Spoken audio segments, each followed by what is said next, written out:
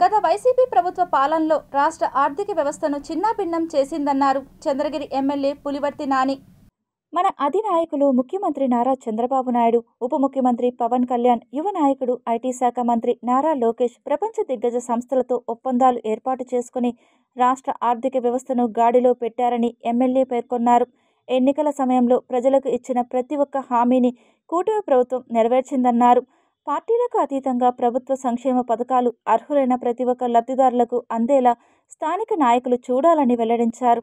చంద్రగిరి మండలం బుచ్చినాయుడుపల్లి పంచాయతీలోని హరిజనవాడలో ఎన్టీఆర్ భరోసా పింఛన్ల పంపిణీ కార్యక్రమం నిర్వహించారు ఎమ్మెల్యే. ముందుగా కార్యక్రమానికి విచ్చేసిన ఎమ్మెల్యే గ్రామంలోని మాతమ్మ దేవాలయంలో ప్రత్యేక పూజలు నిర్వహించి కార్యక్రమాన్ని ప్రారంభించారు. కూటమి ప్రభుత్వం మాటల ప్రభుత్వం కాదు, చేతుల ప్రభుత్వం అని తెలిపారు ఎమ్మెల్యే.